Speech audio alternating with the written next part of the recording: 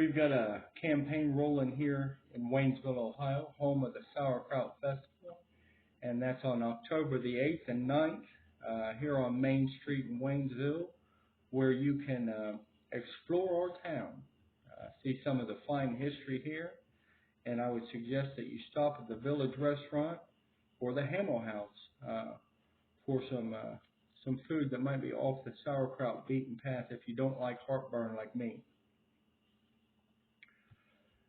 There is also a McDonald's, store number 5, that will proudly assist you.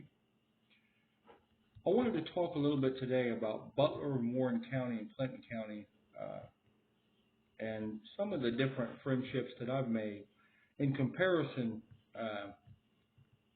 to Montgomery County, which is where I spend most of my time working and a lot of time living.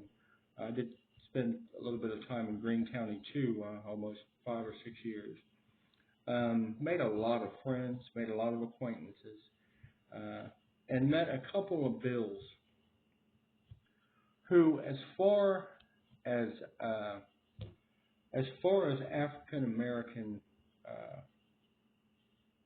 customers, who shared perspectives with me on life, on white privilege, and on common sense.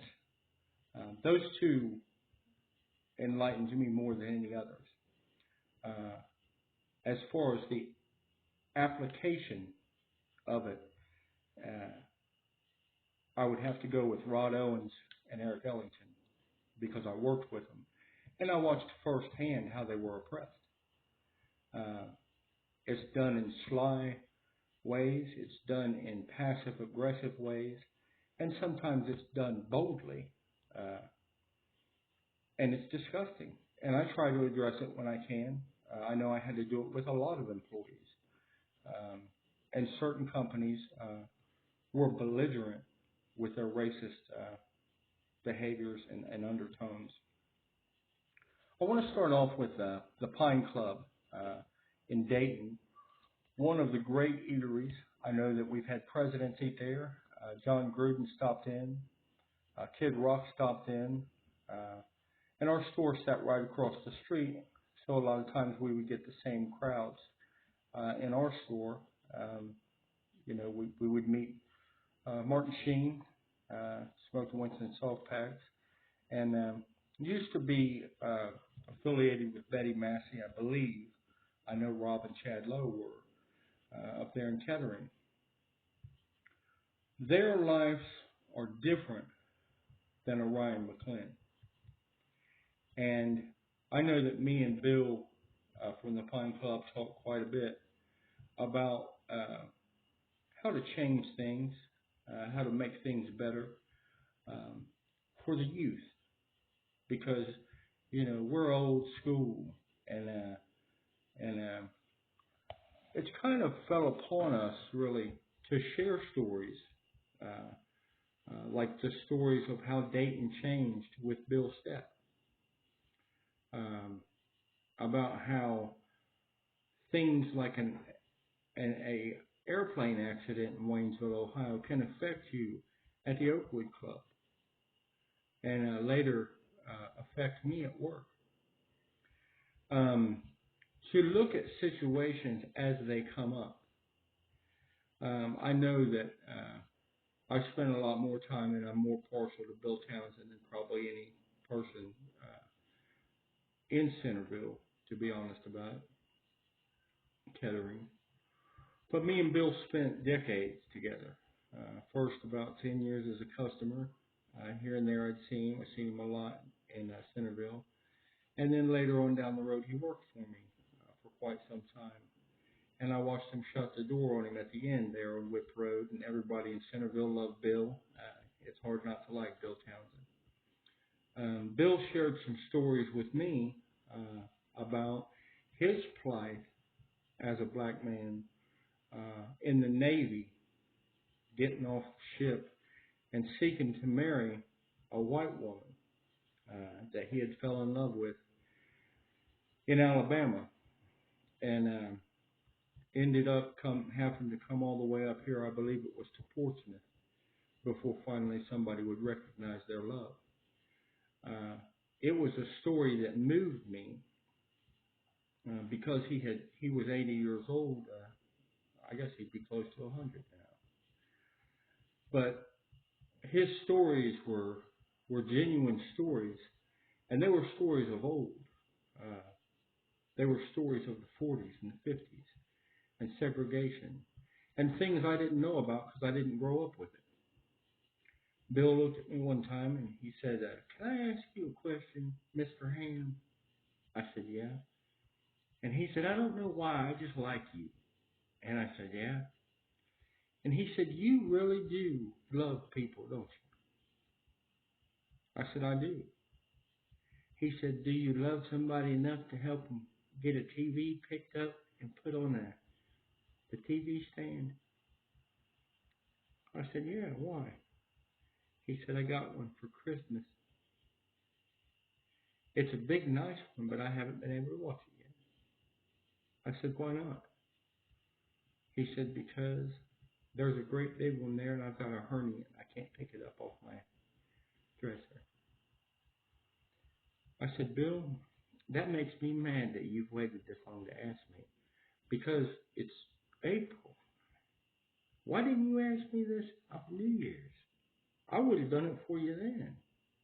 Don't ever be afraid to ask me to help you. It makes me feel good to help people. They ain't going to take that away from me, Bill."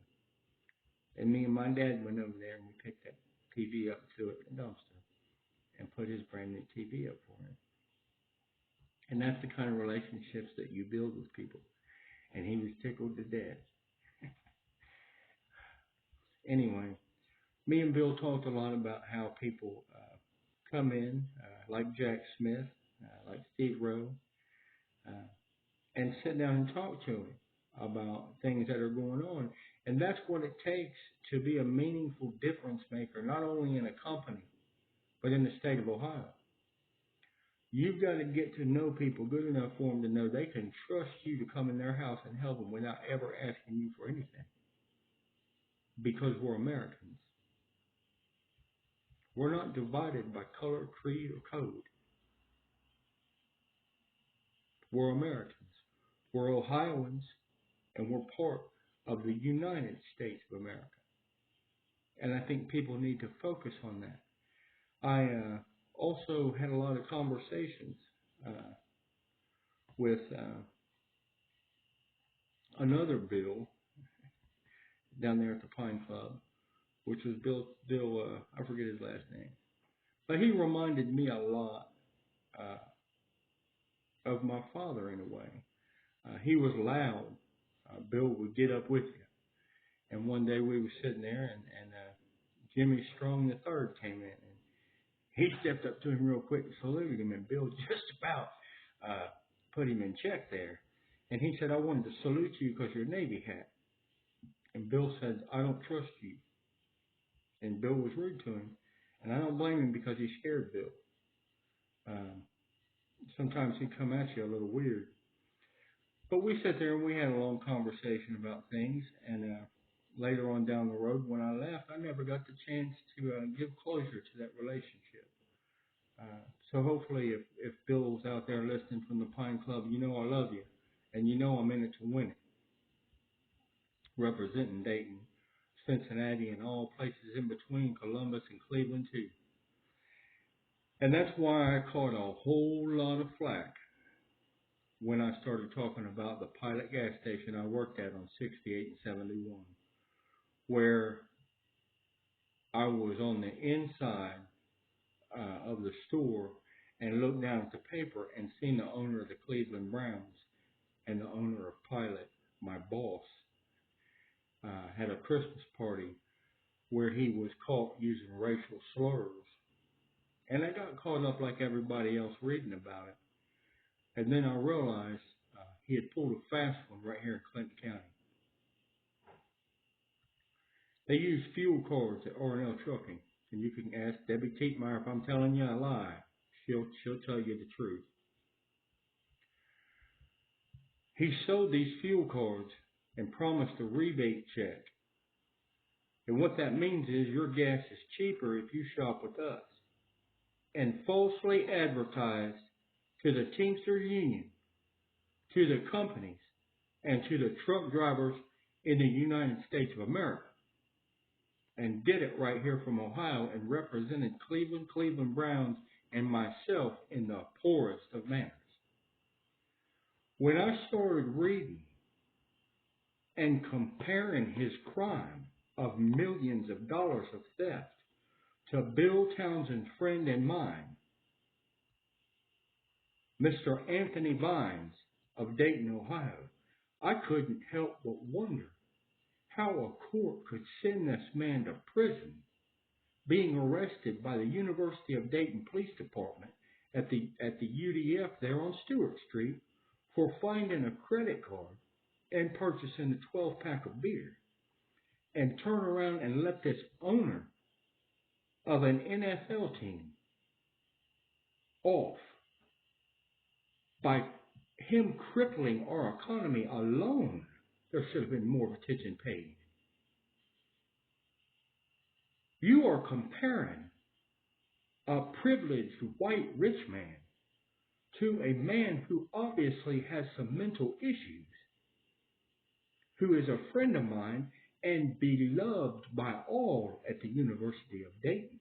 And his only request to that Montgomery County judge was, can you tell these officers not to tear my hat up?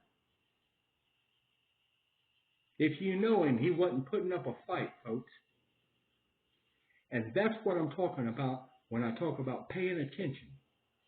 I'm friends with the University of Dayton Police Department. I know who they are. And I also know sometimes you get caught up in your work. I'm here to settle things down as the governor in the state of Ohio. That's why I always put dates, faces, and cases on it so you can look it up yourself. Rodney Ham is not a liar. These other politicians with their good stories talking about Trump, you ain't never setting boots in our White House again. And that's something you can count on. Back to you, Jim.